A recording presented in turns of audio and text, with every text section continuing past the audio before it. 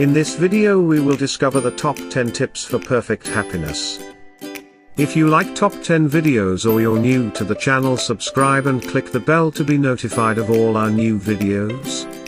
New videos are released every Monday, Wednesday and Friday. Laugh. Adding laughter to your life truly is the best medicine, and hopefully this item has proven that to you more than my words can. Nevertheless, in brief, watch or do funny stuff regularly. It gets easier with time. Become a loser. A really good way to be a little happier is to let everyone else be right. That is not to say you need to state a belief in something you don't agree with, but you also don't need to try to convert everyone around you to your ideas. How much does your life improve when you convince someone to change a belief they hold? Probably not at all. Most of the time these people are not even in the same room as us. So why get so het up about things? Think about it this way: in 12 months, will the outcome of your argument matter? Will anyone's lives have changed because of it? If the answer is no, it is probably not worth pursuing. Wear blinders. Obviously I mean metaphorical blinders, or blinkers as the Brits say, and I am talking specifically with reference to the past and future. Do not look behind, do not look in front. Be. The somewhat wise man Lao Tzu said, if you are depressed you are living in the past. If you are anxious you are living in the future. If you are at peace you are living in the present. What is done is done. You can't undo the past. So why suffer at its hand? And as for the future, you can't do anything about that until you get there, so why spend so much time thinking about it? No matter how bad things may seem, you are here right now and you are not in the midst of the greatest crisis in your life. Live for now. Don't sweat the small stuff. Don't Sweat the Small Stuff is probably the single best book you can own in terms of happiness. It has brief points to help out in your daily life, and boy do they make you think. The book is broken up into 100 short one-page, or thereabouts, entries, but even a cursory glance of the table of contents is enough to give you some life-changing advice that will improve your happiness level hugely. Here are a few of my favorites. 1. Make peace with imperfection. 2. Seek to understand. 3. Let yourself be bored. 4. Think of someone every day to thank.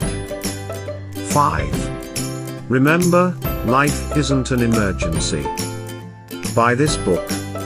It will make you happy, will be a few cents richer too.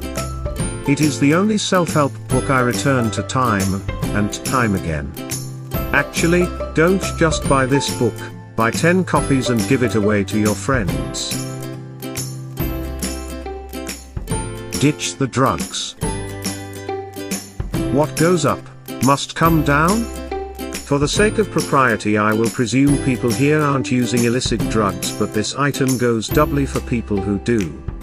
With a great deal of caution, a person who is a long-term user of prescribed drugs should meet with their doctor and evaluate the ongoing benefits. It is quite easy to get used to taking longer-term medication without bothering to make sure it is still appropriate for you. The human body is pretty amazing, and unless you have a very obvious need for medication, in the case of schizophrenia or acute nerve damage for example, it may well be able to cope on its own. Antidepressants fall into this category and are often needed only to get through particularly dark times. I am sure I don't need to say it, but do not make any medication changes without the full knowledge and recommendation of your doctor. Take the air. If you do no exercise at all, I don't advocate joining the gym. Start walking, or swimming, or even doing sit-ups in your living room. Any movement is better than no movement. Exercise releases endorphins and has been found to be more effective than antidepressants in many cases.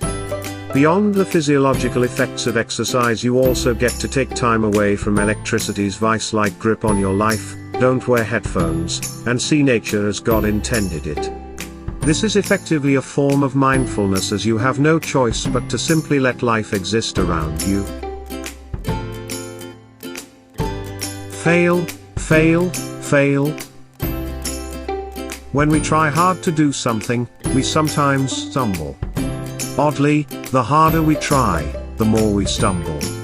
If you are anything like me, you are your own harshest critic, and that certainly doesn't help matters either. To truly begin the process of being happy, you need to accept failure. You will never be perfect, nothing you ever do will be perfect, but the more you are willing to accept being a step away from that, the happier you will be, and the more you will take pride in what you do. Sometimes it works, sometimes it doesn't. Thank God I don't accept it to be perfect every day, otherwise I would have stopped 7 days after I started. So be prepared to fail, and when you do, get right back up and go at it again. Become ignorant. I am being a little playful here with the title of this item. Remove the news media from your life. If you don't read the news, you don't need to worry about whether it is fake or not. Hint, it probably is. Politics and human misery can be put out of your mind. Let other people deal with that. Why do you think we pay politicians so much money? Even if they do a terrible job, what you can do? Okay, so there might be a coup, but if that happens, you won't be finding out about from the pages of the New York Times. Be nice to others. Don't just be respectful of others. Don't just treat others as you would want them to treat you. Go a step further. Be as nice to other people as you can be. You are doing them a service, you are doing society as a whole a service, but most importantly, you are doing yourself a service, because most people will respond to you in like manner. It is very difficult to be rude or unpleasant when someone is being extremely nice. And remember, if the other person doesn't respond in kind, you should first consider that they are in the midst of some awful life situation rather than presuming they're simply a rude person. We all have bad days. Get friends. When a person is unhappy, the company of friends and family can go a long way to fixing things. At the very worst, you will be distracted for a short time and your brain will have a chance to reorganize some of its thoughts, and at the best, it will start you on a path to complete happiness. This can be a particularly difficult thing to do when you are not feeling very good, but it is one of the most important things to achieving contentedness in life. If physical visits are impossible or just too difficult, a phone call is better than nothing at all. Do you agree with our picks? Check out some of our other videos and be sure to subscribe and ring the bell to be notified about our latest videos.